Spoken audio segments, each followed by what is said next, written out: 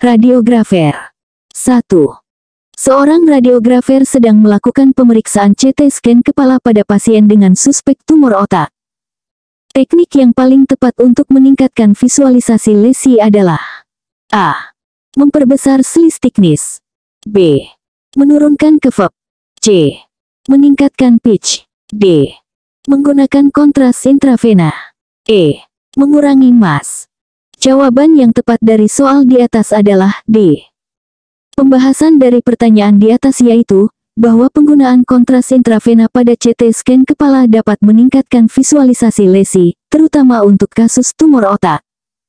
Kontras akan meningkatkan perbedaan densitas antara jaringan normal dan abnormal. Kita masuk soal berikutnya. 2. Dalam melakukan pemeriksaan radiografi toraks, radiografer harus memperhatikan faktor eksposi.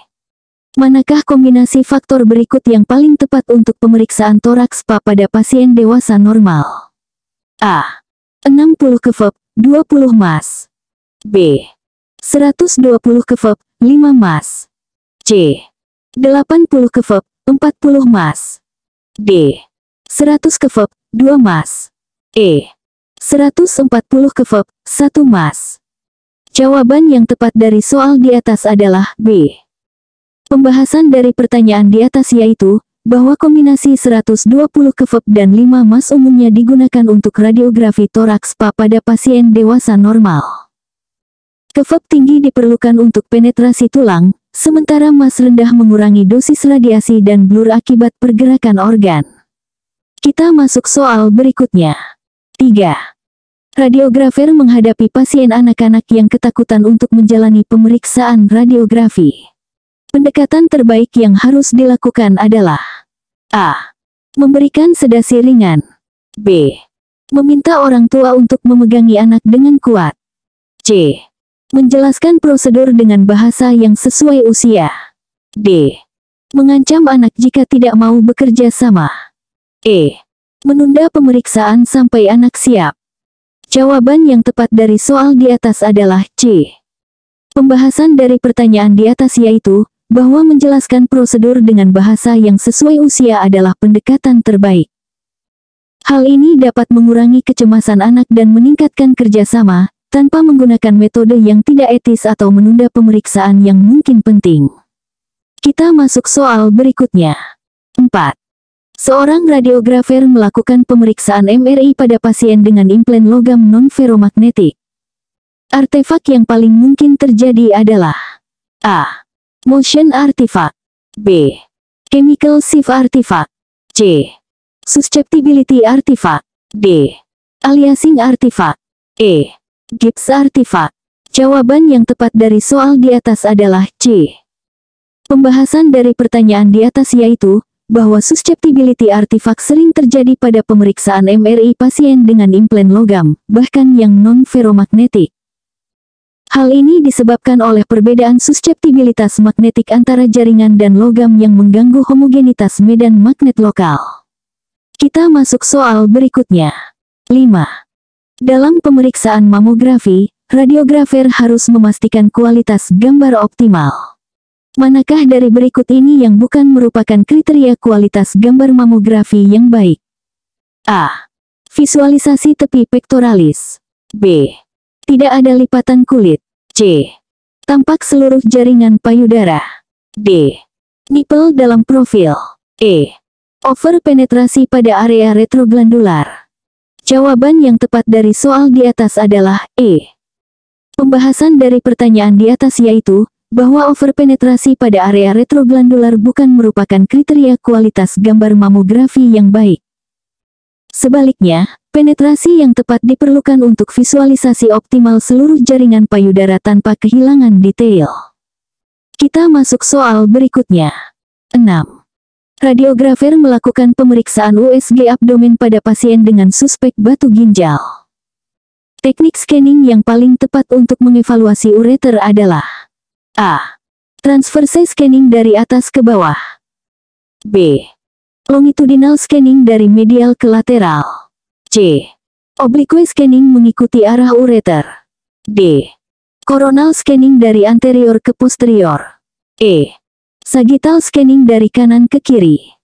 Jawaban yang tepat dari soal di atas adalah C. Pembahasan dari pertanyaan di atas yaitu, bahwa teknik oblique scanning mengikuti arah ureter adalah yang paling tepat untuk mengevaluasi ureter pada USG. Hal ini memungkinkan visualisasi sepanjang jalur ureter dan dapat membantu mengidentifikasi adanya obstruksi atau batu. Kita masuk soal berikutnya. 7. Seorang radiografer diminta untuk melakukan pemeriksaan angiografi serebral. Proyeksi yang paling optimal untuk mengevaluasi aneurisma pada arteri komunikans anterior adalah A. Lateral, B. Townes view, C. Anteroposterior, D. Submentovertex, E. Oblique. Jawaban yang tepat dari soal di atas adalah A.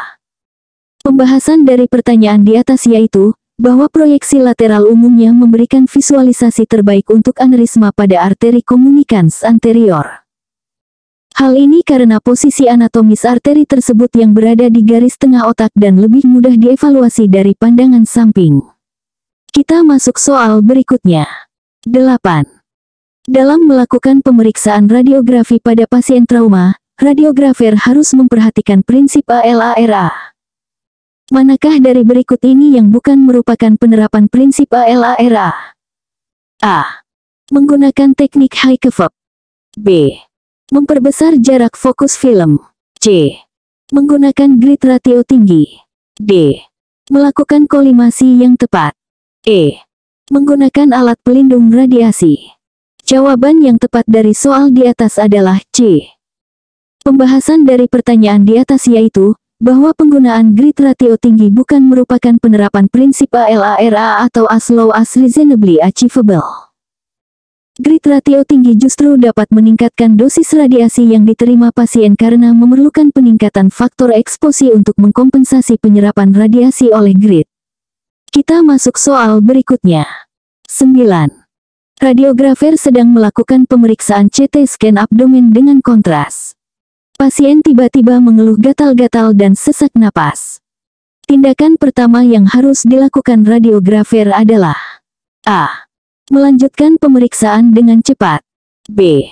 Memberikan antihistamin oral. C. Menghentikan pemeriksaan dan memanggil tim medis darurat. D. Menginjeksi epinefrin tanpa instruksi dokter. E. Meminta pasien untuk tenang dan bernapas dalam-dalam. Jawaban yang tepat dari soal di atas adalah C. Pembahasan dari pertanyaan di atas yaitu, bahwa gejala yang dialami pasien menunjukkan kemungkinan reaksi alergi terhadap kontras. Tindakan pertama yang harus dilakukan adalah menghentikan pemeriksaan dan segera memanggil tim medis darurat untuk penanganan yang tepat dan cepat. Kita masuk soal berikutnya. 10. Dalam pemeriksaan radiografi tulang belakang, radiografer menghadapi pasien dengan skoliosis berat. Teknik yang paling tepat untuk mengevaluasi derajat kurvatura adalah A. Proyeksi up dan lateral. B. Metode COP pada radiografi APPA full spin. C. CT scan 3D. D. MRI sagittal T2 weighted. E. Bone scan. Jawaban yang tepat dari soal di atas adalah B. Pembahasan dari pertanyaan di atas yaitu, bahwa metode COP pada radiografi APPA full spin merupakan standar baku emas untuk mengevaluasi derajat kurvatura pada skoliosis.